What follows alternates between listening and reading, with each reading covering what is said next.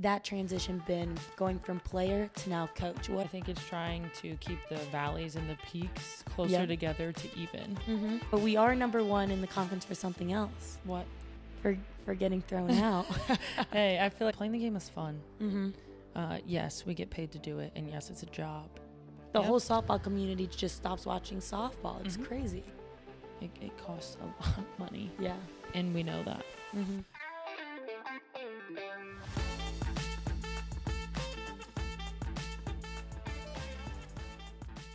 Welcome to Softball Speakeasy Season 2, Episode 6, presented by the Softball Sanctuary. If you're looking to take care of your arm, check out the Softball Sanctuary, because Piper will tell you, the arm gets a little tired after a couple years, doesn't it? Yeah, it does. Yeah, year 5 for me. Year 5, exactly. So get some velo balls, get some bands, check out the softballsanctuary.com and use code SPEAKEASY for 10% off at the softballsanctuary.com. But before we jump into this episode, if you're new here, my name is Kelly Torres and I'm a former Duke softball player turned pro. In Season 1, we followed the Duke campaign that ended in the Women's College World Series.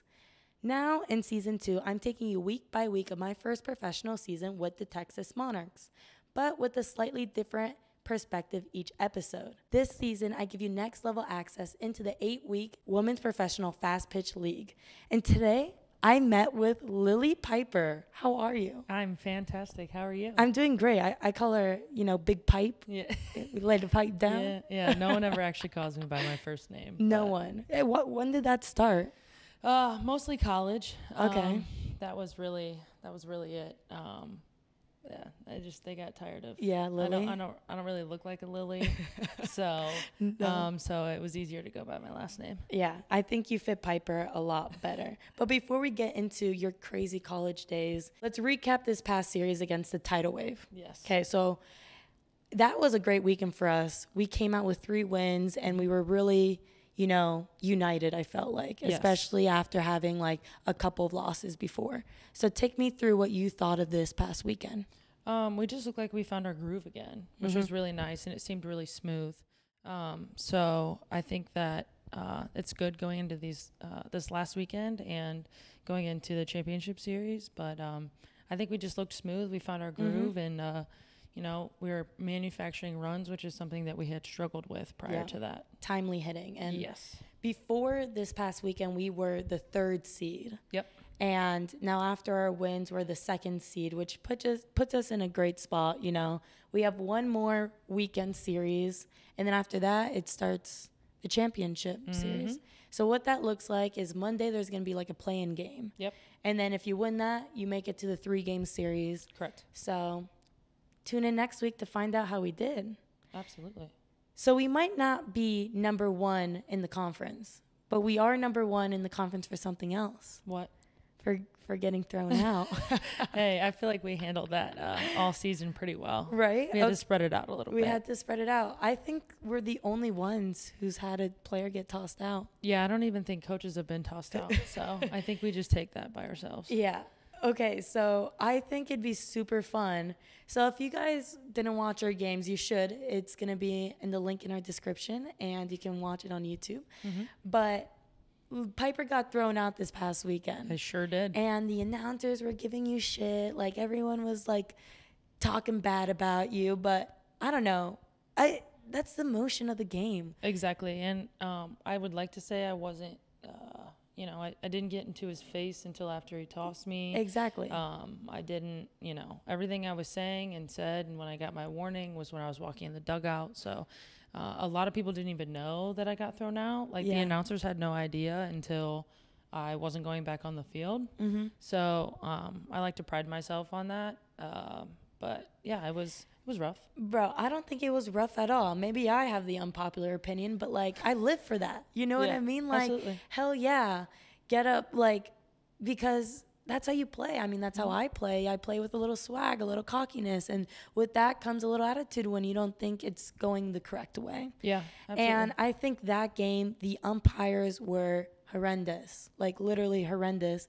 And they had it coming. Maybe it wasn't on the pitch, but like throughout the Exactly. whole game, Yep. they had that coming Like I because they said- made some really bad calls. Yeah, like I said, I got my first warning and I was on deck. It wasn't even about me. Yeah, So exactly. And with us just having one coach this past weekend, if our coach gets tossed, then we have to forfeit because we don't have any coaches. So I felt like he got his warning and he tried to do what he could do. He became macho man, you know? And so I felt like in that situation, you know, someone had to put their foot down, and I tried my best on that. Yeah. And then when I got tossed, I gave him a piece of my mind. Hell yeah, if you get tossed, might as well go out going out. Exactly. All right, so let's watch yours first. If you guys are listening on Apple or Spotify, click in onto our YouTube so you can watch our reactions to us watching Piper get thrown out. All right, let's open this bad boy up. Okay. Then hit by Torres. She's on deck. And that is strikeout number 11. Tied for 4-4. Cassie Valdez. Yep. It was a tough situation. Yeah, bottom of the Piper 6. won out here the 6th Replaying this. and she just continued Ooh, it was a strike. Oh, 100%. I just thought the one before it wasn't. Yeah, one before wasn't. We can play that one if you want. Look at me, I'm just like, pipe, man, inside, give me that bat. Yep. I'm gonna let you use that now. Yeah, because one of our teammates wasn't giving you the, you know, the hype.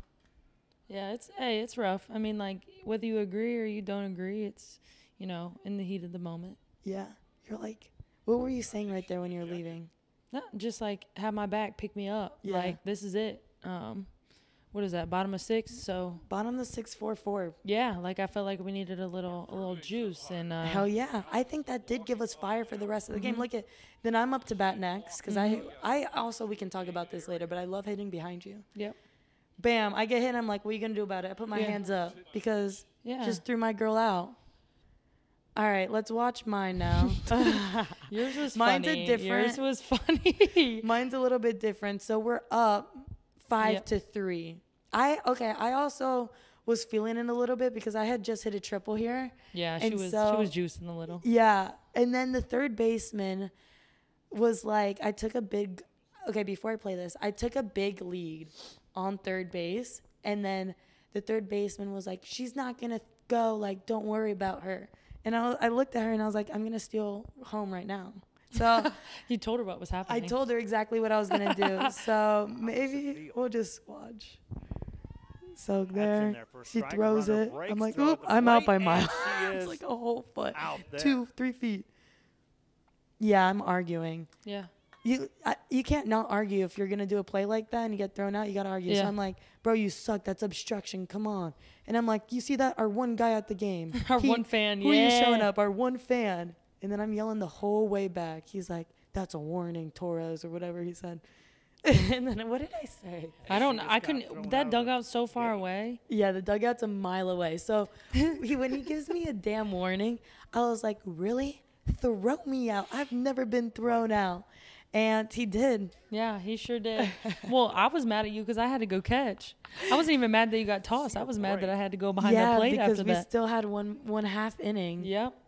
Oh, that's so funny. Complaining to the home plate umpire. And then I walk off. Does it show me walking off the field? Like, where are you supposed to go?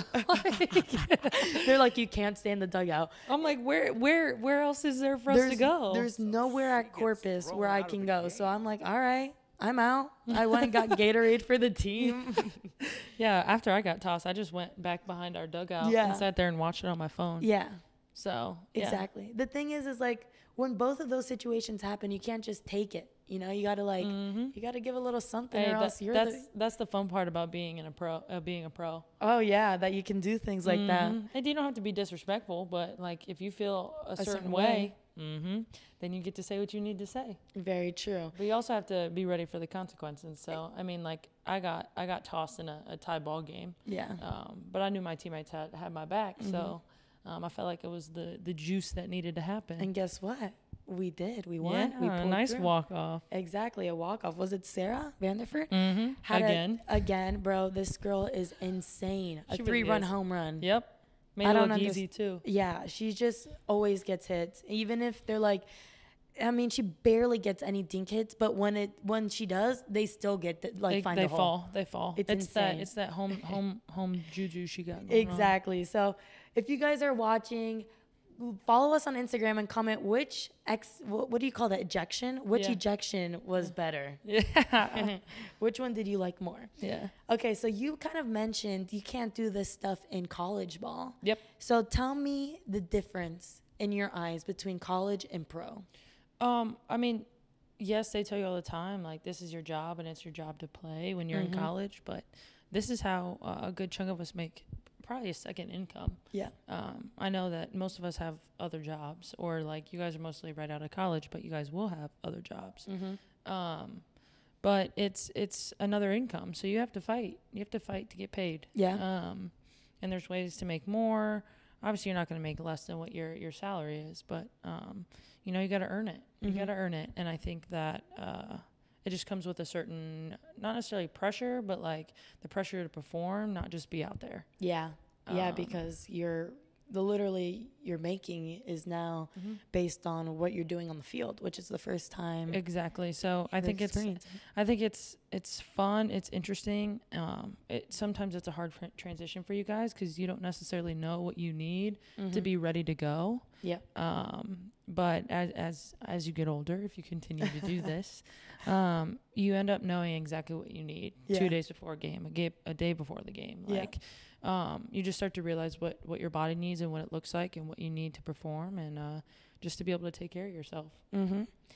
And that makes practice just so much smoother, in my opinion. You're not doing things that you don't, kill your body on. You know what I mean? Correct. You're going in, you're getting what you need to be done, whether it's soft toss machine, like, know your body and what you need the best. So Absolutely. Yeah. It's, again, like you said, you get what you need and you get out and you take care of your body, because being able to go 100% is a lot more beneficial than, running yourself down at practice and being able to give, 80% in a game. Yeah. And not saying you're old, but you played for a while. I'm old. It's okay. You're not This is year old. 5. Year 5.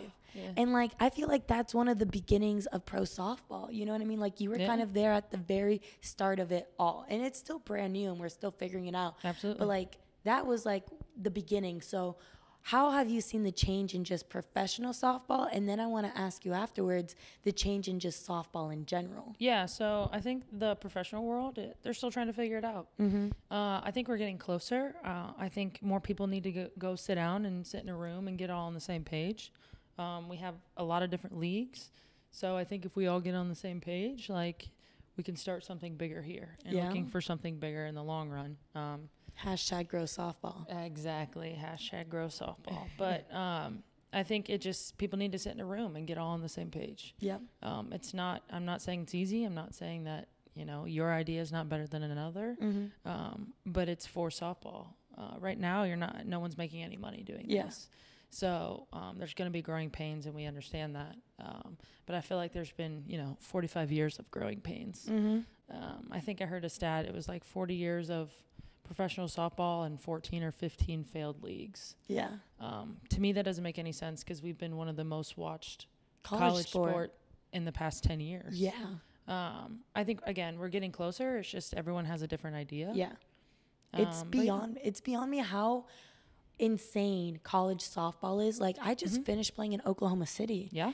And the amount of fans that go out there and the amount of coverage there is for then 2 weeks later, bam, nothing. The whole softball community just stops watching softball. It's crazy. Yeah, there's a lot of people that still come up saying that they had no idea that there's professional softball. Exactly. And even not just our league, but in Athletes Unlimited, it's on ESPN. It's on Bali Sports now too. So for people to say that they don't know that there's professional softball and your kid plays softball or travel ball or whatever it is, it's so interesting to me that you guys would have no idea. Yeah, I know. So there's been a lot of change in professional softball. You started your career out at not Ohio State. Akron. Yep. And then you transferred.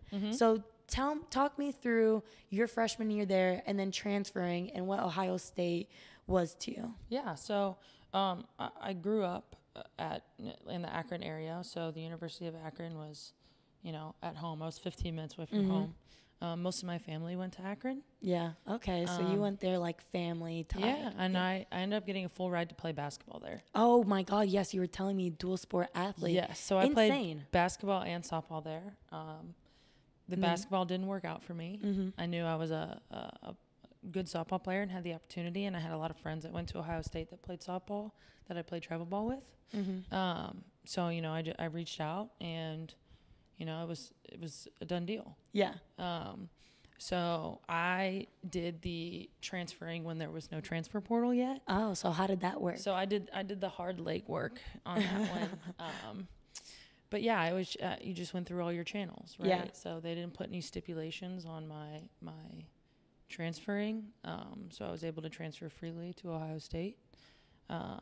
So yeah, that was really it. That was the transfer part of it. Yeah. So you went to Ohio State and you were a 3-time All-American. Yes. Insane. So what was it, the bat or was it the glove? It was the bat. The bat. Yeah. Yeah. The bat, and then I worked very, very hard on defense to keep that in check because I was a shortstop then. So. Oh my God, no way.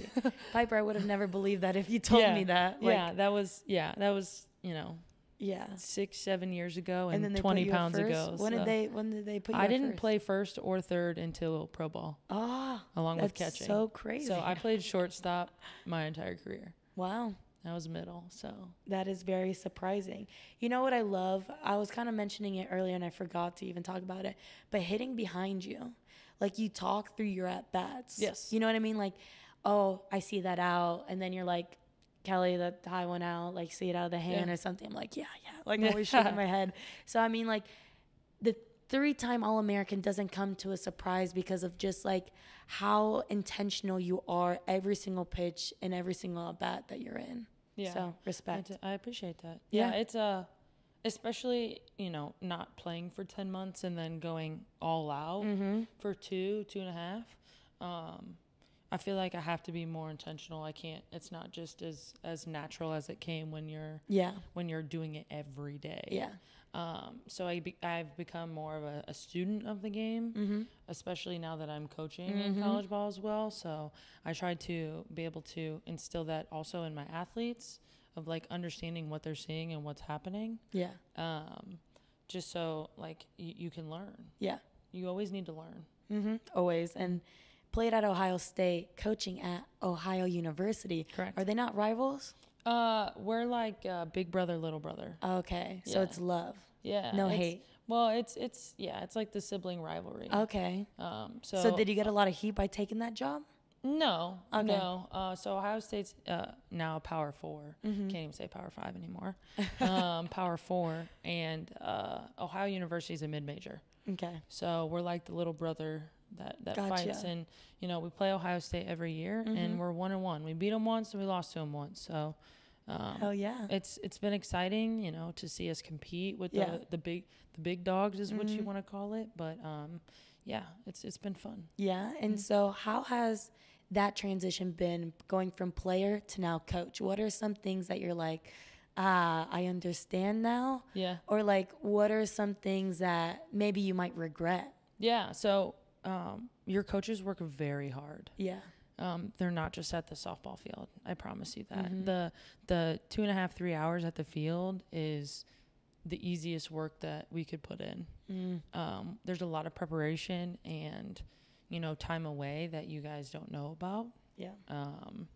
And, you know, planning the 2.5-3 hours even. So it's hard work, and like when we tell you things, we're not telling it to you for our own health. Yeah. And we love having conversations about it. We want you to be involved. Yeah. I think that's something that I learned, you know, even at Ohio State. My hitting coach was Jenna Hall, and now she's the head coach at Ohio University, and I coach underneath her. It was a lot of conversation. Yeah. What are you feeling? How does this look? Why does it look that way? Why do you feel that way? Things like that. It's always been a collaboration. And even still to this day, I do the same thing with my hitters. I will give you the information, all the information. We can make a plan, but until you decide you want to stick with it, or even if you don't, like, why? Yeah. Why don't you want to? Like, let's talk through this. Let's talk through the mental side of it more. All of our girls are more than capable athletically. It's just trying to get them to understand it more and why they're doing it. Yeah, and people always say softball, baseball, the game is 80% mental. And it's true, once you make it to this level, like, everyone has the skill set and talent to do well. Yes. But it's time consuming. It's mentally draining. It's like, how much preparation and intention are you going to put into not even like your physical body, but, you know, the commitment and the dedication. Yeah. And I feel like people, that's where you start losing people. That's when people start, you know, either they don't make it to college or they make it there and they don't finish through, they quit, or like then they make it there. And how far can you go along? Those are the people who stay committed. Yeah. And it's, you know, trying to keep the valleys not so valleying and not so long. You don't want to have such low lows. I think that's the big thing. You're going to have lows, but it's mentally how you attack it. Even for us, we lost 8 games in a row, you know, and, you know, I think there was opportunity for us to cut that 8-game loss by sprinkling in a win. And even at Ohio, we had a 10-game win streak and a 10-game losing streak at one point, all in this past season. So I think it's trying to keep the valleys and the peaks closer together to even. And then the highs of, you know, the extra inning wins, things like that aren't necessarily as high because you're doing the consistent all the time. You're not as low. So I think that's just trying to get people to understand that, you know, you're going to have valleys, but how fast can we get out of those valleys? Yeah. That's awesome. So as a player, are there some characteristics that you liked and now you're trying to implement that as a coach? Like, are there some things when you were growing up, like, yeah, that's what I kind of want to give off when I coach? I think playing the game is fun. Yes, we get paid to do it, and yes, it's a job, and you want to perform, but actually playing the game of softball is supposed to be fun. That's why you'll always see me dancing. That's why you always see me yelling. Yes, I take the game very seriously, and I talk the game very well, and like you said, I talk through my bats very well, but I like to have a good time when there's the opportunity, and I like to have a good time with my teammates. And I think that I've always done that. But I truly want to push that for college kids because yes, there's more money involved now, and there's other things that when I was in college wasn't a thing. You know, you were playing for your scholarship and then you were playing for the school. That was it. So I think that it's important that you just have fun while you're doing it, and your opportunities will come. And when you get those opportunities, you know, grab the bull by the horn and do everything you possibly can. And then if it doesn't work, then you wait and you work for your next opportunity. So I think that that's kind of my advice, is to enjoy what you're doing and enjoy the process and enjoy your teammates, because, you know, for this 1 year, you will never have those teammates ever again. Seniors are going to graduate, freshmen are going to come in. So you're never going to have that specific team ever again. So just enjoy that process. Yes, the year's long, but enjoy each of the, you know, we call it the seasons. You have your fall season, you're in your winter, you're in individuals, you're in preseason where you're traveling all the time. You're be where in conference. Your feet are. Enjoy each of those moments. It's hard work. And it's tiring, but, you know, enjoy those with those people, because it'll never be the same ever again. No. And you mentioned the NIL. What do you think about that? Do you think it's kind of, I mean, it's definitely changing the game. Oh, yeah. Do you think it's for better or for worse? I feel like it doesn't have to be all or nothing. And I think that's kind of what we really just went for it. So it's hard. It's going to be hard to, you know, put restraints on it now, because there was none. And it seems to just be growing. I hear rumor is that schools are actually going to be able to pay their athletes. It's not going to come from like sponsors anymore. Which is going to be a whole other governing body pretty much at this rate. I wish I had that money in college, literally, but I was a little too early for that. But I think it's great. I think there's plenty of people that need to be making their money off their name and likeness. But I think there needs to be rules and regulations, which is kind of hard. But I also think that's why, you know, the transfer portal is the way that it is. And now that they just upped the scholarships for softball, baseball, Yeah, football, Rain was telling me that. volleyball. Yeah, so we're going up to, I think, 25 scholarships instead of 12. That's great, but that's a lot. But it's not great for the little guys. Oh. Because your school has to agree with that. So the NCAA is allowing it, but they're not going to give you any money to help you. I see. So the your school needs to agree. So the Power Four is going to get farther and farther away from every other school. Yeah, because now they're going to have the roster spots that Yep. probably would have been open for you guys. Correct. Or, the kids that could be a walk-on or on a little bit of money and not play would come to us, and we'd give them more money, and they'd start right away. That's not going to happen. Yeah. You're going to have 25 kids on scholarship. Yeah. So every single person, even whether they play or not, is going to be on a full ride. I guess it's like what you want, because I would honestly rather go to a school where I'm playing consistently instead of sitting on a bench somewhere else, So it's like knowing your talents, yourself, what's ahead of you, and what's the best position, because I would feel bad for people who agree to that and then think, oh, one day I'll get in a game. But I don't think people understand 25 is a lot of scholarship money, because that's not 25 people. Like, that's going to be a bigger roster. Like, it's going to be like 40 almost. Yeah. So from what I heard, again, it just passed, so I haven't done truly all my research. But you get 25 scholarships. So, I mean, like you said, there could be 30 people on the team. Again, that only really helps the big guys, your Power Four. We don't want 30 kids on our team. First of all, that creates so much animosity towards each other when it comes to playing time and everything in that nature. Yeah, it's a lot to deal with. Yeah, and again, for your mid-majors, we have 3 coaches and a GA. We are severely outnumbered already, and then to have to add another 10 people on top of that, even more outnumbered. And again, it's creating more people to get what they want and then realize they're not going to play and then end up in the transfer portal again.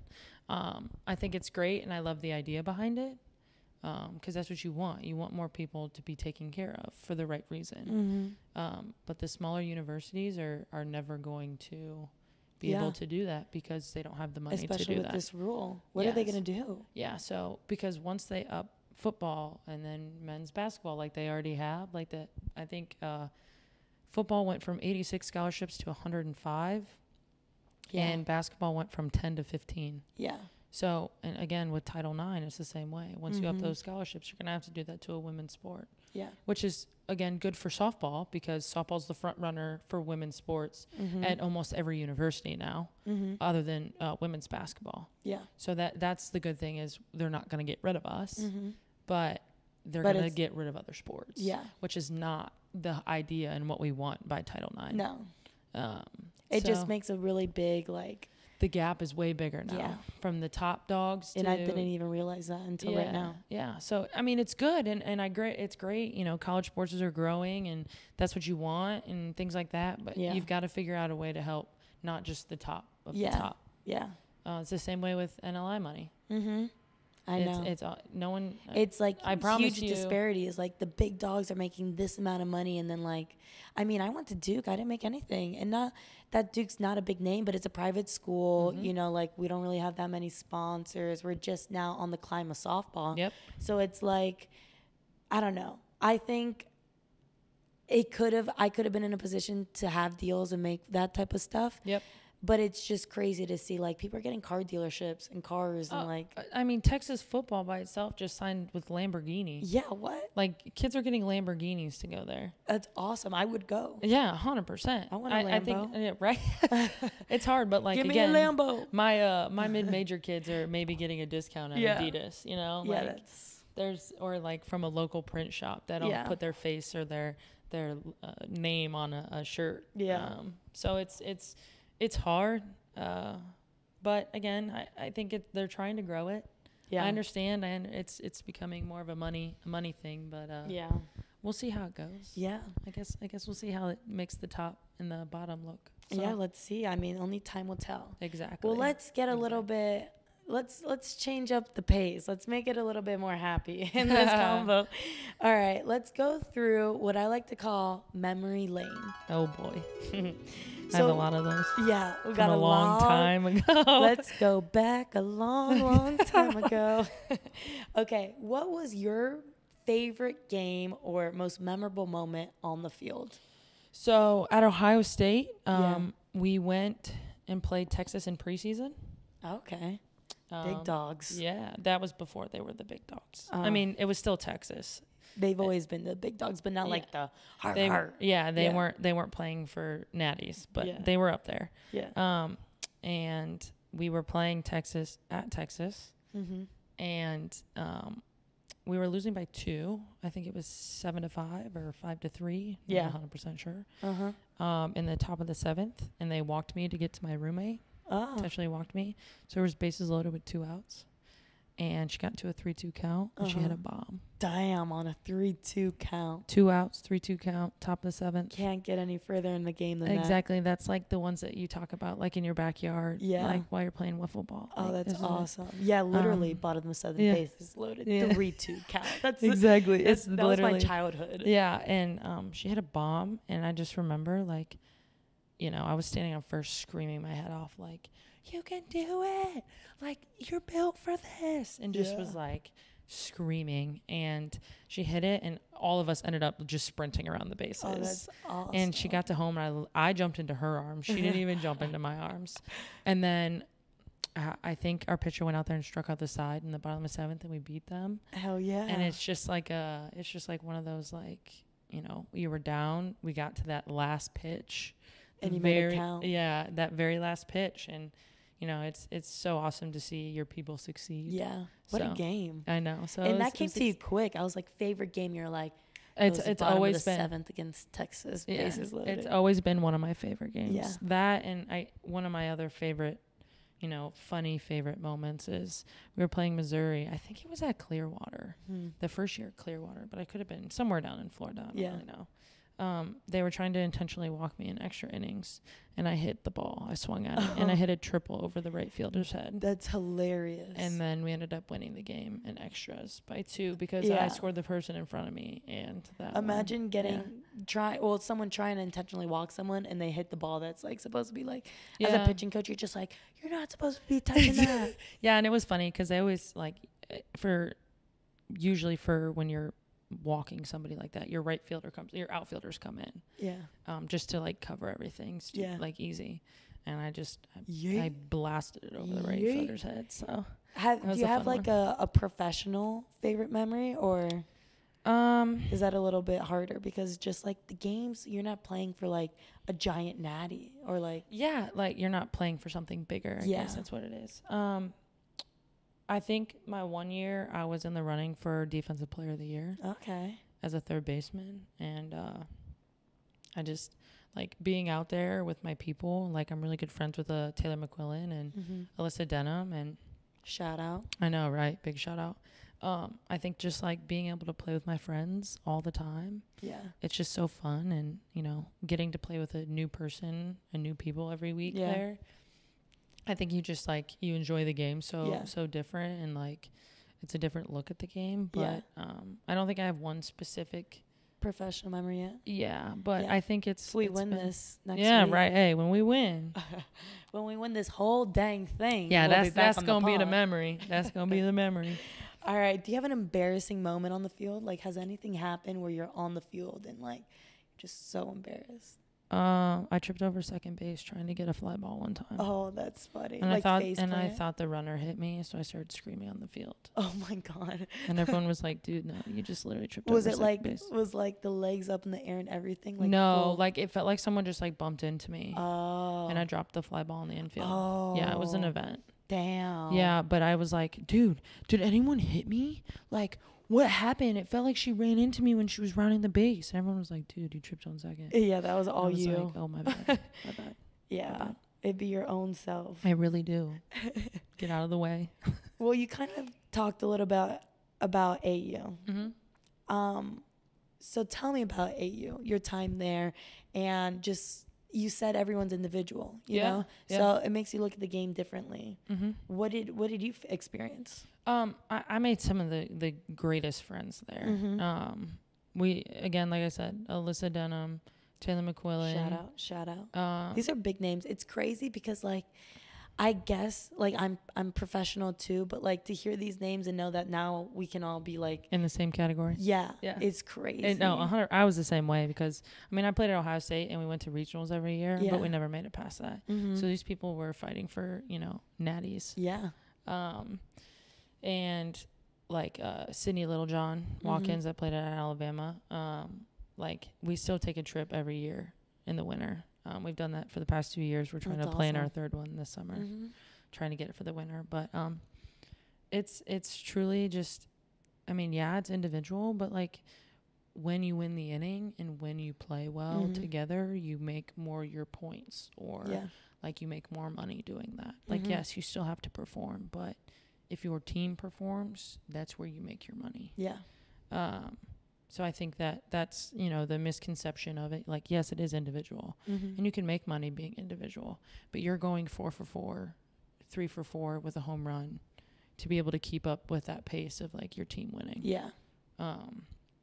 So I think that's the misconception of AU, is that it is so individualized, which, yes, it is. But you need your team and you need to win. Yeah. Or it doesn't work. Or you're fighting that individual battle. Yeah. Like, you have to perform really well while your team's losing. So that's where it becomes hard. Yeah, I can see that. It's just there's tension. Yeah. Yeah. Yeah, and it is hard. You're held to a standard of greatness. Literally. Because, it's like I the mean, cream of the crop. Yeah, 100%. And again, it was so fun being a part of that. And it's a different type of stress. Yeah. But I got to play with some amazing people. Literally. And I made so many great friends that I could shout out to all of them, like Gwen Svekis, I Taylor grew up Edwards. around her. She's great. I grew up, I mean, she's older than I am, but, Yeah. like, I watched her at St. Thomas. She went to high school right near me. She trained at the same place I trained at, so it was cool. Yeah, it's so fun to watch people grow like that. And just, I played 1 year in the NPF, which was interesting. Yeah. But, yeah, it's just those are my memories. Yeah. It's just my people. Yeah. So now in the WPF, do you like having a team and then playing the season with one team? I do like it. Again, it's all just very different from each other. You like it for different reasons. Exactly. But yeah, I've loved getting to know you guys and how you guys tick sometimes and how you guys move and things of that nature. And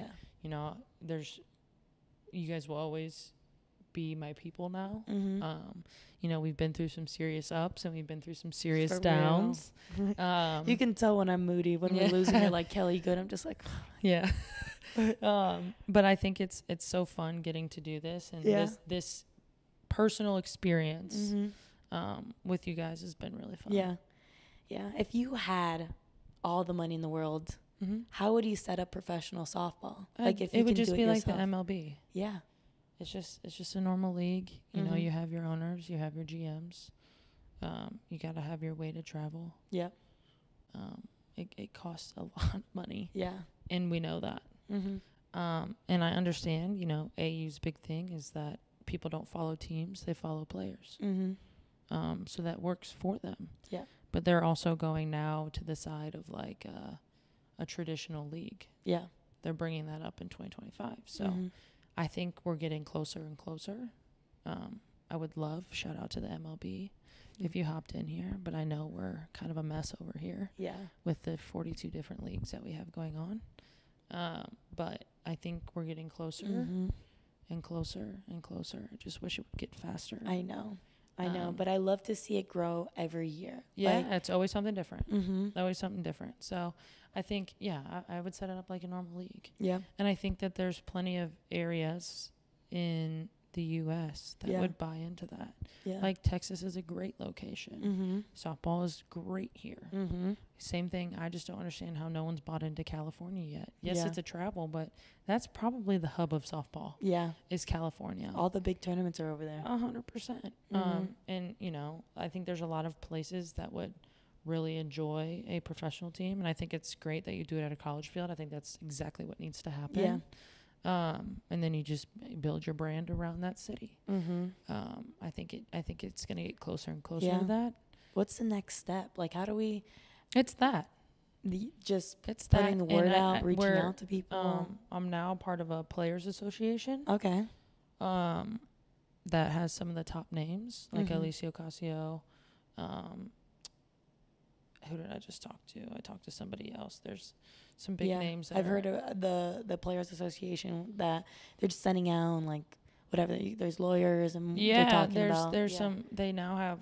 We just signed kind of like a deal where there's lawyers that are part of a sports agency that will look over our contracts. Obviously, they don't work for us like a normal sport agent, but, like, you know, we signed up for it. There's somebody will look at that and tell you the fine print. Yeah. That no one actually looks at because we don't know what it means. Yeah. So I think we're getting closer. I think this Players Association is a great idea. It's going to set standards, just like any other, you know, in the NFL, the Literally MLB, any other sport. Exactly. And I think we had a great example from women's hockey that just did it. They created a Players Association, and now they have a league of 6 teams, I believe. Oh, that's awesome. And their minimum pay is like $50. Oh, that's great. And then 50 so they're to doing 85 that for their whole life. Like, that's their job. Yeah, that's their job. So is that the plan for you? Like, you know, you coach and you play. Is this your plan, is to play as long as you could? I'm going to play as long as I can. So people like you and coming out of college have the opportunity to do it for a living. Yeah, respect. Thank you. No, and I always knew that's why I was getting into it. Yeah. And I get to play the game, and that's fun.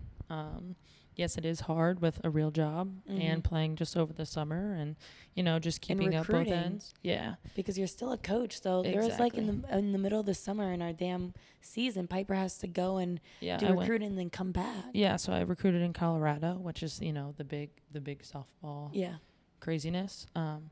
Yeah. But, and I know that's what I signed up for, but I know that right now is like buying time until the real thing happens. And I think that, you know, again, this is not exactly what we want. Yeah. Per se, but I think we're getting closer. Yeah. So again, like, do I think it's going to happen in my playing career? Probably not. Yeah. But I'm going to keep doing things to buy time for people to come out of college and, you know, make 60 to 100K. Yeah. To do it all year round. Yeah. So, you know, that's what I'm doing now, and we'll see. That's awesome. Also, sorry, there's, like, random construction that's going on. And I don't know if it's picking up, but we're near the end of this episode. Obviously, you love softball. Yeah. What has this sport meant to you? And we'll close it out with this. So my aunt, Kay Piper, had her number retired at Akron because of softball. She was a dual sport athlete too. She played softball and volleyball. It's been a part of my family for so long. My dad still plays baseball in his old age. That's awesome. Keeps him active. Yeah, exactly. My mom played slow pitch for as long as we can remember. I was always grown up at the field. Yeah. And I think that this game has so much to give, but you get so much from it as well. And I think that it's taught me just to continue to fight for what I believe in and to continuously do the right thing. Whether it's working out for you or not, you know what the right thing is.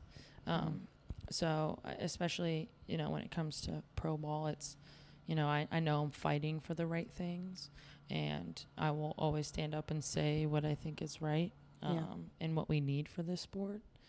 But I know I'm fighting for something much bigger, and I think that's all I can do to give back for the career I had at Ohio State and the time I spent at AU and now in the WPF. That's just something small I can give back to continue to buy time until things are exactly the way that it should be. So. And then you're just being an example and honestly a mother figure for me and those Oh, who good are Lord. new. Don't call me a mother. Okay, not mother. I'm just kidding. Older sister Exactly. figure. Yeah, there it is. No, but seriously, Piper, it's been a blessing to be on a team with you and to know you and to grow and just have this summer. Yeah, It's been awesome. I appreciate that. I've had a lot of fun with you. Yeah. I feel like we get along very well. We do. We are the same. Yeah. Well, guys, thank you so much for watching, listening, viewing, and subscribing. Softball Speakeasy comes out every Wednesday, so make sure you have those notifications on and you listen every Wednesday because it's some great content, and we're just trying to Absolutely. grow the sport here. Yeah, every Wednesday. Tune Every in. Wednesday. And make sure to follow us on all social media platforms at SB Speakeasy. Well, until next time, guys. Yeah. Peace. Deuces. Nice. Here, hold this.